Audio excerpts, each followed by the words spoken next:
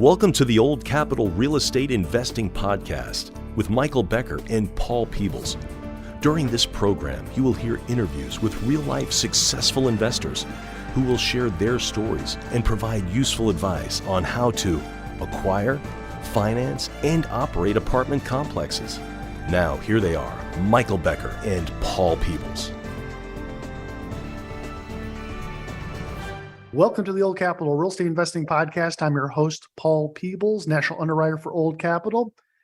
Well, it would be typical that the mayor of Beckerville, USA is on another due diligence assignment like he is right now. Unfortunately, he's not going to be able to share time with us, Mr. Michael Becker. So unfortunately, you just have me today. Again, I'm Paul Peebles, National Underwriter for Old Capital.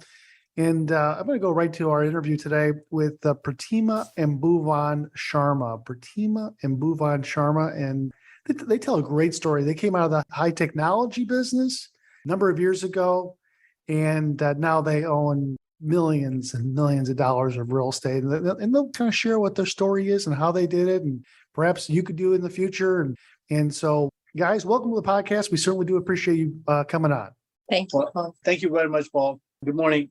First and foremost, thank you for giving us an opportunity to share our multifamily experience and how we came to this point from an information technologist and telecom engineers to become multifamily syndicator, or we call it general partner, managing over $300 million worth of portfolio. And we are proud to say that as to date, we have paid over $40 million to our investors. Wow. I mean, that's $300 million in assets under management. Correct. And paid out a huge amount back to your limited partners. I mean, again, there's general partners, which are you. Let's just say that in my airplane analogy, you guys are the captains of the airplane. So you walk in with the big suitcase, and when you walk into the airplane, you go to the left into the cockpit, and the limited partners go to the right. And those are the guys that are sitting in the back of the airplane, and they're having their Coke and their peanuts, and they're putting confidence into you to get the place that the airplane is going to go to. And we trust those pilots to get us not only to take off safely, but also land safely.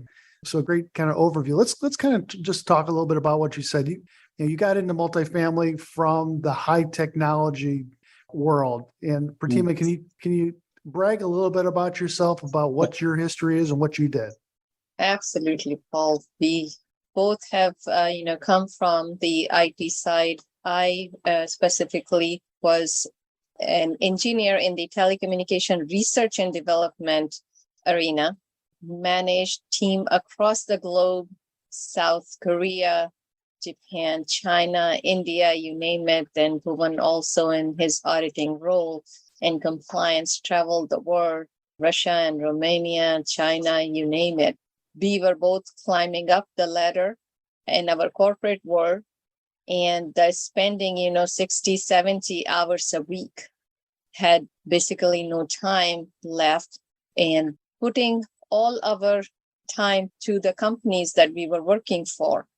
Even though we were, quite high up in the ladder, it was up to the higher ups in the company to make any financial decisions or any decisions. And that's where, we decided to try to move into the real estate. So you had a couple different things of why you got into real estate. One, like you were saying, you were working 60, 70 hours a week, traveling all throughout the United States and internationally, both of you. And then you were raising two brilliant sons, and, they needed their parents to be around.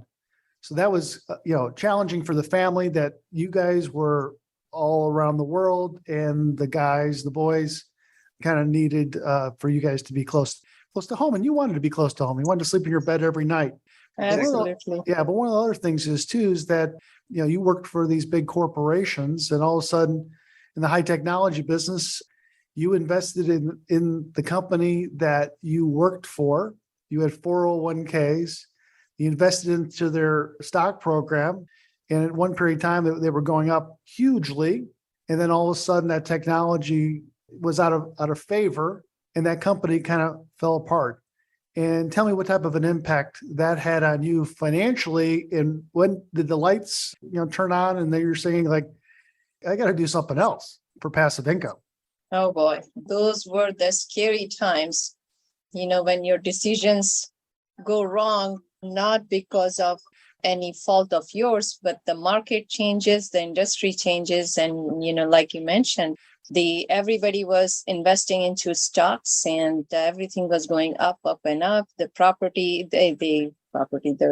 company was worth over $4 billion. And nobody was able to see anything could go wrong, but the right angle turn was made in the company, and things just went very south. I lost every single penny in my 401k. All my savings were wiped off, and the kids were ready to go to college. So those were tough times. Everything erased under you, whatever you have earned and saved. But Paul, that was one of the learning thing that we did, but we never looked back. And that's what we decided to take action. And the action was that we need to do something else. We cannot rely on the corporate America W2 job. And that is where we decided to find replacement income. And the real estate was one of the best things we thought. And we started out in 2014. We just acquired one asset for $1.3 million, raised less than $500,000 refi, sold it, and we paid over 550% return to our investors. That's fantastic. So there was a pain that you felt by losing tremendous amount of money that you thought was going to be part of your retirement, part of your kids' college fund, and that was the push that you needed to get into something else, whether it was Primrose Daycare or Right. or buying into Montessori school, a Montessori school, or buying into a triple net, buying into it. But why multifamily? What drew you to multifamily? What was the leader? So we had thought multiple times that in order to stabilize or be financially free, we probably want to get into some area of real estate.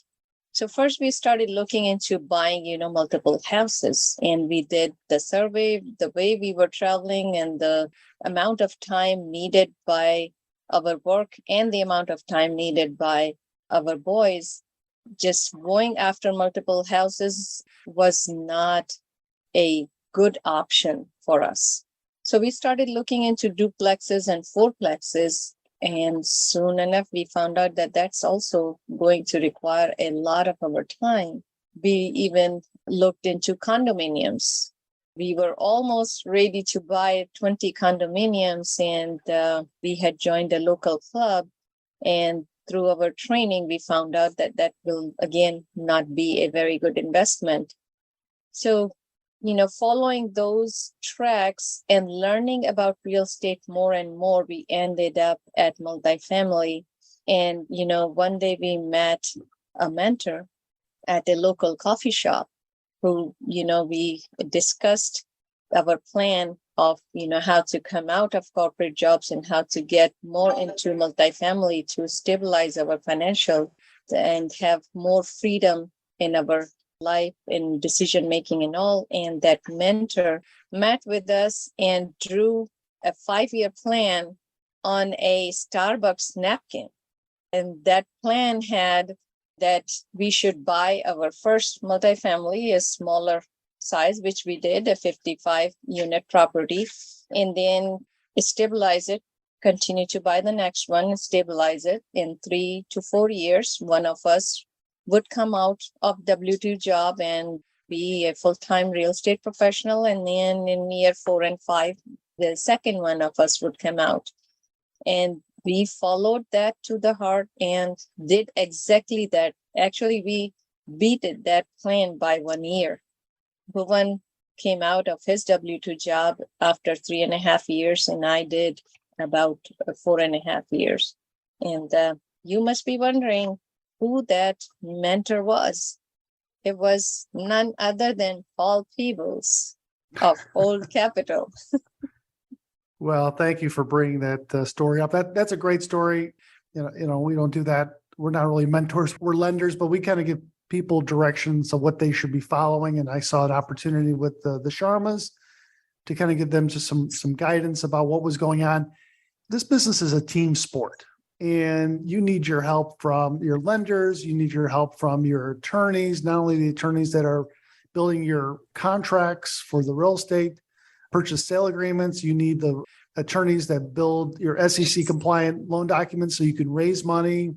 So there's lots of people that should be on your team. And so we just gave some guidance about this is kind of a treasure map to kind of figure out how to get to there, and listening to how they were 100% passionate about what they wanted to do to get into real estate. We spent a Sunday afternoon and kind of went through it. And just like Pratima said, we put it on the back of a Starbucks napkin, and they did a fantastic job. So they started small and they worked their way high. And so when we talk about small to high, let's talk a little bit. And again, this was over a period of years. So you got to start someplace, but I want to talk a little bit about your last success. You just closed out a large transaction. So, we talk about $300+ million under assets that you guys manage. I would think when you started in the high technology business, I would say maybe some of the companies you guys worked for were valued at $300 million. Now you own the company has assets worth $300 million. And so you've gone from sitting in a cubicle to really the corner office in real estate by controlling a number of assets and units. And so let's talk a little bit about your last purchase. Was just less than a couple of weeks ago. And this was a huge deal. I mean, this was an absolute huge deal. Property was up in McKinney, Texas, which is kind of a suburb of Dallas, a little bit farther north.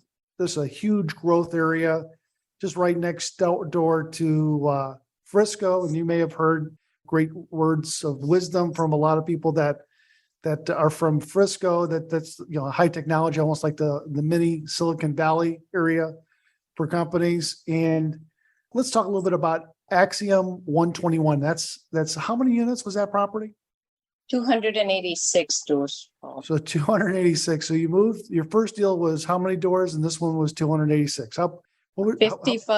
55 doors to 286. But, over the course, we have transacted through over 8,000 units. And this is in addition to those 8,000 units. Holy cow. And you're so right, Paul. Team plays a big role here. Lenders, attorneys, property management companies, our key principals, our members. I mean, we have been blessed with great team around us. And we give a big thank you to our team members on our success here. Yeah, I mean, you guys have great partners across the board. That's how you've been so successful. So maybe point number one for advice to people that are up and coming is during this period of time that you're just thinking about getting into multifamily. If to be an investor, start to develop your team members, your teammates to help you in your success. I mean, they all want to throw an oar into the water and get you going to be successful. So let's get back to Axiom 121. Tell me a little bit, how did you find the property? Tell me about, again, where it's located in Dallas. Tell me a little bit more about the demographic of the tenant base, and just paint a picture of this brand new apartment building, not just brand new to you guys, but brand new. It is. Right, exactly right, Paul. Visited this property in March of this year, 2022. We were there at 7:30 a.m. with the broker. We looked at the property. We came out. We told them, here's an LOI. We fell in love with the property, the location, the quality of the asset, where it's located, location, and the size of the property. It just came to a point that we bought one property last year, A-class property, and this fits our portfolio. We were moving away from B and C class to A-class. The location, just like you mentioned, McKinney, Texas, the property is just minutes away from AT&T Byron Nelson Golf Course. Now, Byron Nelson Golf Course, so this is one of the great tournament people play, and the golf course is super great. You can see the back. Well, we can't see that the back, but And also it is located in the mixed use development in the Craig Ranch subdivision. Now, I don't know if people know about Craig Ranch. Craig Ranch was developed as a housing community, but after all the development happening in the north of Dallas, which is Plano, McKinney, Allen, Frisco, and going further down, this become a hub area. So now there's a lot of development going on. So we looked at this property, we said, we need to buy this, and this would be a great interest for our members. Right.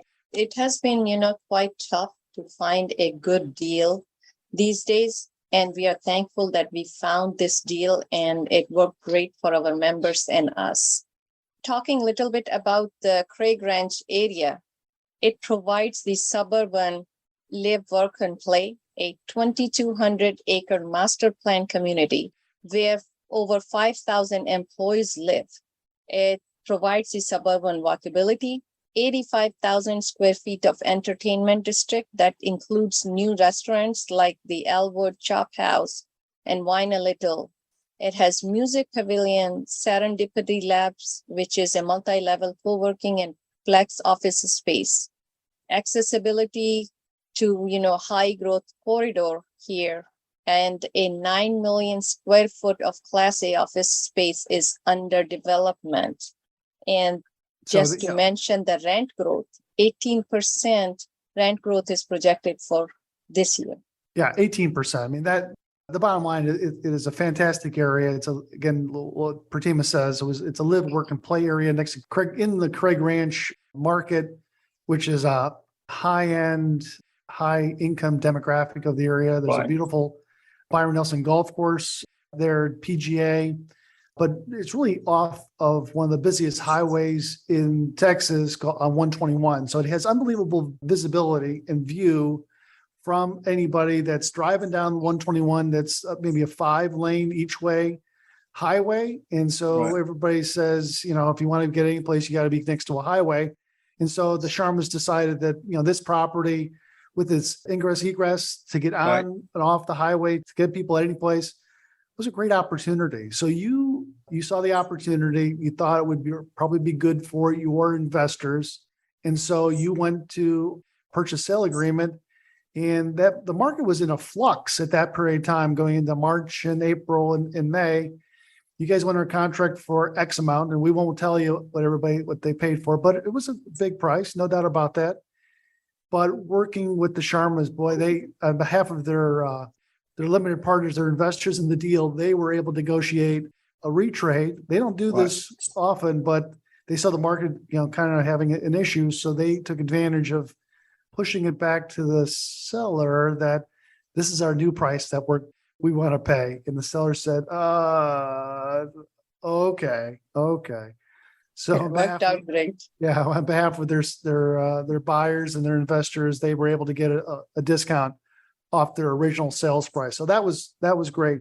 Let's talk a little bit more about the property itself. Talk about some of the amenities on the property. So if someone was going to come in and rent a unit from your group, again, you don't manage it. You're the asset manager. So you have a day-to-day management company that manages most of your assets or all your assets. And you're loyal. You've been with them for a long period of time. And so they are the ones that actually work the property day to day. You come in maybe once a week and take a look and make sure what's going on. In fact, you don't even have keys to the front door of the property. I mean, you don't have keys to the maintenance room. You don't have keys to any of the units. I mean, you're the asset manager. You supervise the entire deal. You're the CEO and overseeing of what's going on the property. So again, paint a picture for some of the amenities on this Class A building. Yeah, Paul, but thank you. You were talking about the location. This property, the location is, you have access from the service road. You don't have to go. You come out, literally about 30 seconds, you're on the service road. So 121 State Highway. Some of the amenities that we were talking about, Paul, is resort-style swimming pool, private camera, tanning ledge, bocce ball. It has some fire pit area, shaded seating, outdoor clubhouse. There's a gaming room, which is large, about 6 or 8 TVs in there. And they also have a catering kitchen. So if you want to have a party, your resident can just come and have a nice party. We have a 2-story fitness center, outdoor yoga center. I always tell Pratima that yoga center is so good that we can do yoga and all this resident can stay in the balcony and they can do the yoga right there. Huge amount of amenities. I mean, if you were looking at a list, there's 25 or 30 different amenities. Yeah, I just want to mention a couple of things that you don't find those things, Paul. Sorry to interrupt you. Is this property, when property was built, they have an electric car charging station, they have car wash, and the parking lot. And also we have a covered garage. And on the top of the garage, they also have a carport. So it's pretty much every resident can have covered parking space. Yeah, that's a great amenity, especially with all the hail that can possibly fall in Texas. And you want to have your car protected by something that hangs over. This is what's called a wrap building, which means that the parking garage, which is maybe 5 or 6 levels high, it's like when you go down to the city and you go around and around and around. That's what the parking garage looks like. And then around the parking garage is all the units. Right. So if you want to walk down the hallway, you go right to your car. It's a great Class A building that they continue to focus in on buying higher quality assets. Again, 10 years ago, they started off at older assets, 1960s, 1970s assets. Now they're kind of graduating from elementary school to high school, now to college, and now they're getting their PhD in the higher quality assets. And, I've been always a big advocate. I mean, I do like a lot of these older value-added properties, but these Class A's, which are kind of legacy assets, you're going to own them for a long period of time, just similar to the REITs are, but individually managed and overseen by an asset management group, just like the Sharmas are. I think that people are going to have more success with something like that down the road, because some of these older assets, you have to continue to put money into them all the time. Not just the one time when you buy the property and you have to put in new backsplashes and cabinet pulls and all kinds of stuff. But, these are older assets built in the 60s and 70s that, you have plumbing issues possibly. You may have electrical issues. You may have older HVAC systems that have never been replaced for 40 years and all those things. But now you're walking into this property, it's this Axiom 121. It's all fairly brand new. And so you don't have to put out that money every year that you thought was just a one-time expense. So this is something to do. But talk to me about how you guys brought in your equity partners to finance it, because you guys brought in a ton of money yourself, but also you had partners, limited partners on this deal. Right. And what is the market like today for people to invest in apartments? How difficult was it to raise capital? Raising capital, that's, where GP role is so much more important and quite stressful at times, right? This is where the GP and LP differs. Why being a GP or a syndicator is not for everyone, right? So we raise capital, as you mentioned earlier, from less than $500,000 to close to $50 million here.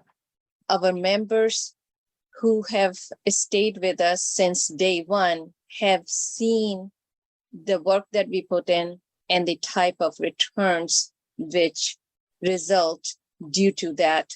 And, our members list has only grown. Those members have stayed together with us and they have introduced us to their friends and to their families, which is a great honor when, somebody says, hey, my father would like to invest with you. They're trusting their family's investment with us. So we have over the years, we have been doing it for over 10 years, and we have a great member list at this point. So raising the funds has become so much more easier than what it was when we were raising just over $400,000 and we were trying to figure out how are we going to do this. So you guys have had success over a period of 10 years, but let's look back to day one. How difficult was it? And do you have any advice for new guys or gals that are thinking about trying to get into multifamily about Do you talk to your brother-in-law? Do you talk to your uncle? Who should you be talking with? And what should you be saying? It's like what we say that we all go to school, go to high school, to undergrad and graduate school. Anytime you start a business, look for a mentor. I think the mentorship is great. We had a mentor. We talked about you, Paul. We had other mentors. Having a mentor is kind of give you some kind of somebody's helping you, somebody's looking back your shoulder. And we can tell you that when we started our first property, we wanted to buy this first one. We talked about, about $1 million plus deal. And we said, we don't want to raise anyone's money. Our mentor said, in order for you to be successful, you're managing big project. In order to take a risk, you will not grow if you just put your own money. So go raise money. So we raised $400,000. We were sweating. We had no idea how to raise. We were able to raise that money, but that mentorship helped us raise from $400,000 to millions of dollars today. So having a mentorship, having a good team, be honest. Do your homework, right? Know what you are investing in. Do your due diligence of the analysis and know what you're talking about. Yes, it would be your first time, but if you know what you're doing and the deal makes sense, the others will come around and help you out raise the funds. But like I was mentioning earlier, being a GP is not for everyone. Being a general partner or a syndicator requires a lot of efforts. You're responsible for the loan. Even if it's a non-recourse loan, there are always bad boys carve-outs. Raising equity is very, very involved process. No matter how comfortable you try to raise it and however many members you have, there is a lot of stress at the beginning of the raise, especially if it is a big raise. Right? We just raised over $41 million of equity, our biggest raise ever. And it was a lot of work and quite stressful at times. I mean, in the end, we raised more than enough and had to put investors on the waiting list. We were overcommitted in the soft commit, but still, when you're collecting funds, the anxiety becomes quite stressful at times. Just to tell you, recently, we were helping some new members become first-time GPs, and they thought equity raise would be doable. But by the time they got into the funding stage, the market was changing and they had difficulty raising the funds. They were almost on the brink of giving up.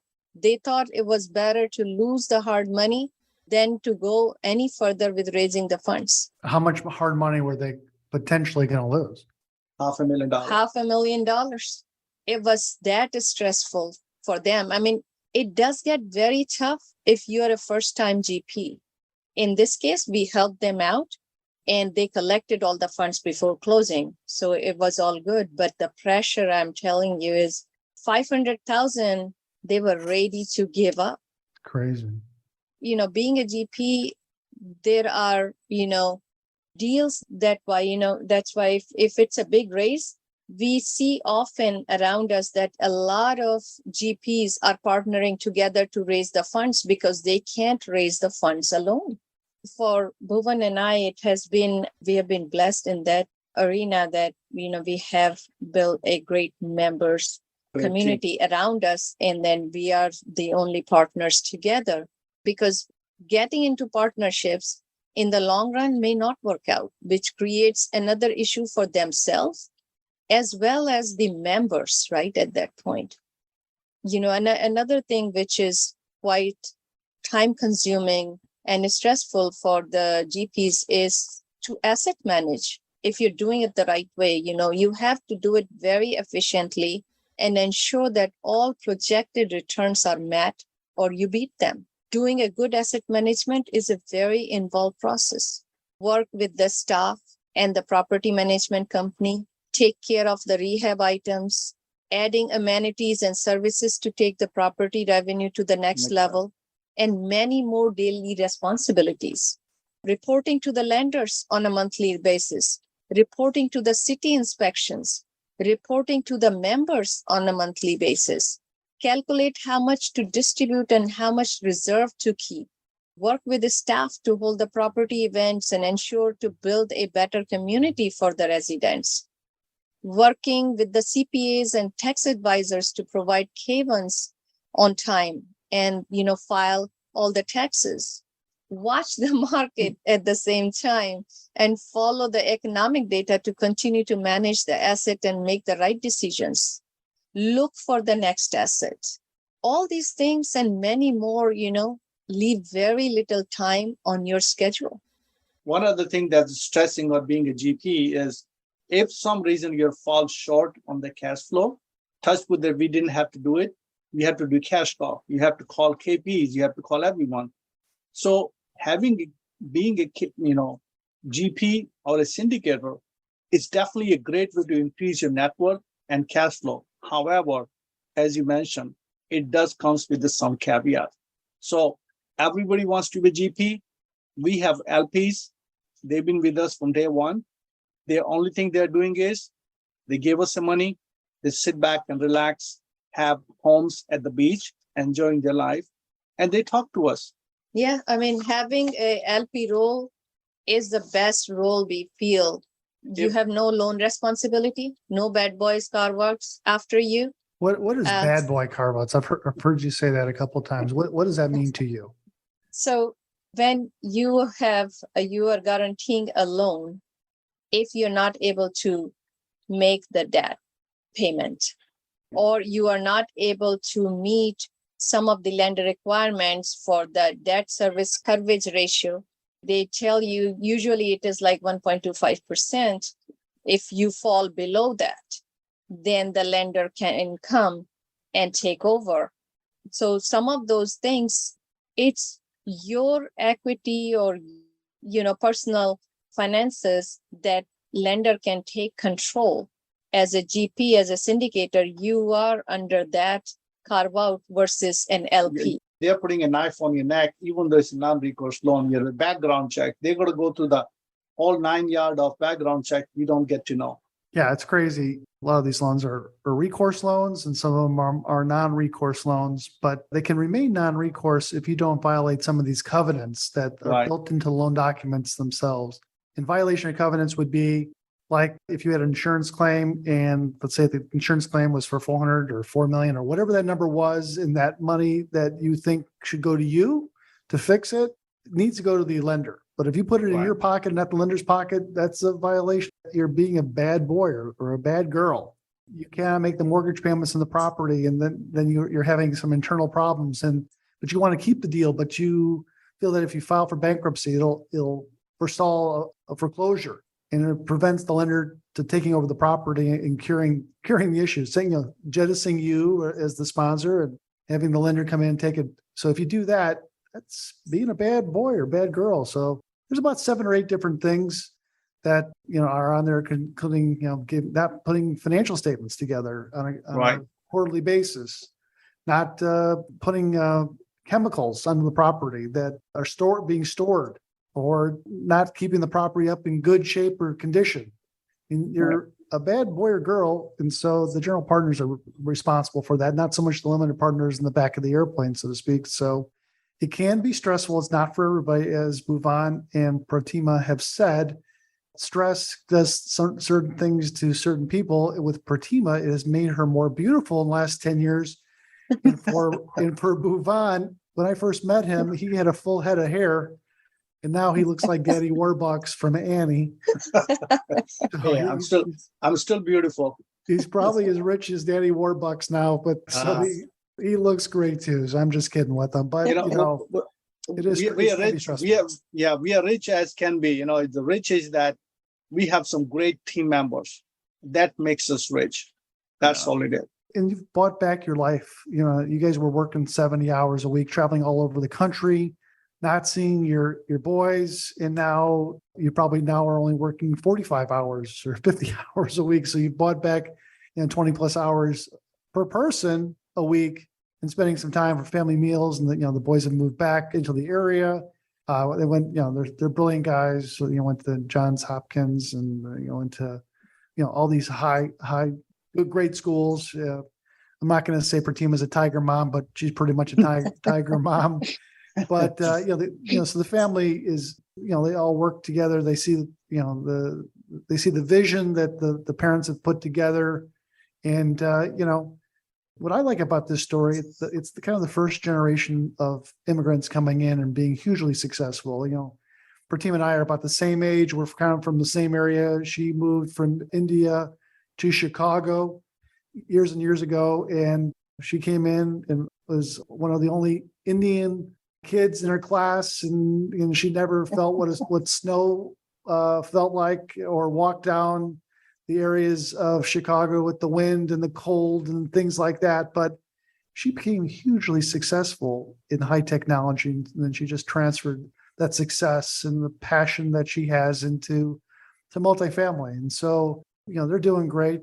I just want to kind of highlight, you can do it.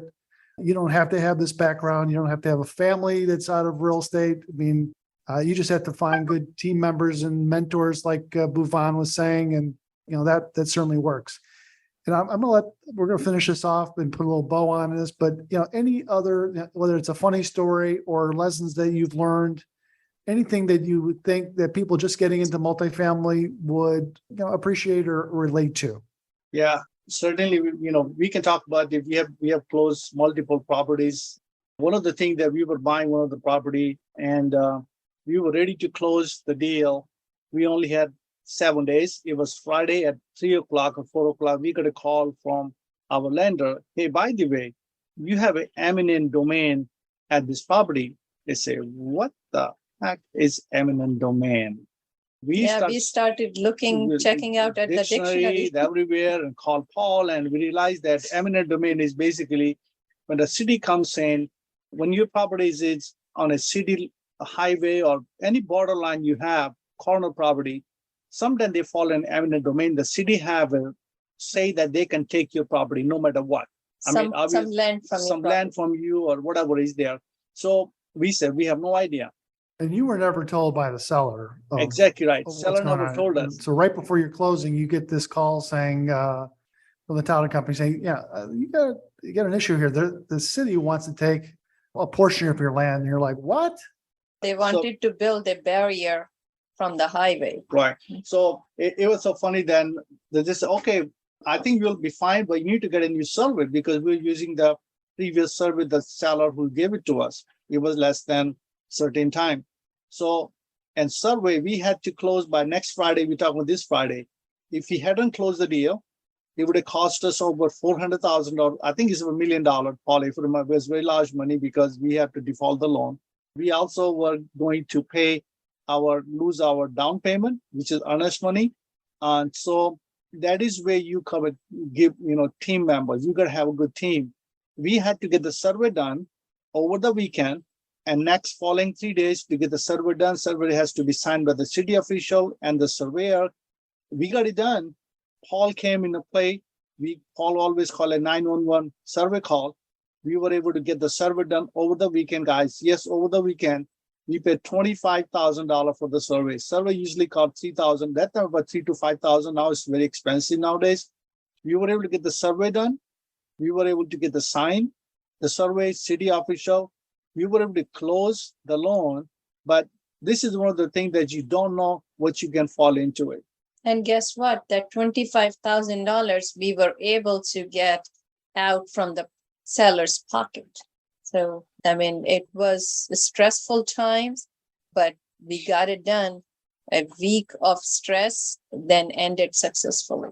That's a good story. Talking about, making sure that you have the right teammates to get this, these opportunities through the goalpost and acquire them and manage the asset. And then on that deal, what was interesting about that deal, that you bought that a number of years ago, you sold it just recently.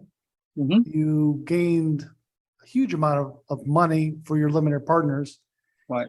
They want to stay invested, but you were selling the asset. And so they turned around and they bought with you, and you had to raise more money, the property up in McKinney, the original property that we're talking about, the brand new property that you guys just closed on, up in the Class A building. So you just transferred that equity on an exchange into the new property. You exchanged not only the equity, but you also exchanged having a 1978 property versus a 2021, 2022 property. That was 84. That was 80s property. It was 84 property. Yeah. So it Right. was an older property to a new property. So that was a huge success, and your Right. investors absolutely love that.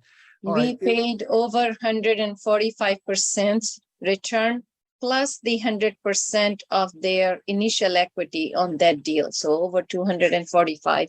And we still have not closed the books yet. So few more, dollars will be given before we close that deal. Fantastic. All right. Let's say goodbye in a second here. But before we say goodbye, if people want to get more information about you guys, what's the best way for them to get in contact with you? Send us an email at 7cs@7cshld.com or get to our website, www.7cshld.com, and reach us by joining on our website. That's perfect. Perfect. Again, Pratima and Bhuvan Sharma, we certainly do appreciate you being on the podcast today. We look forward to having the mayor, Mr. Michael Becker, back in after his due diligence assignment for this day. And so I'm Paul Peoples. Have a great day. Thanks for listening to the Old Capital Real Estate Investing Podcast. Please join us at oldcapitalpodcast.com to sign up for our weekly email updates. We'll see you next week for another great interview.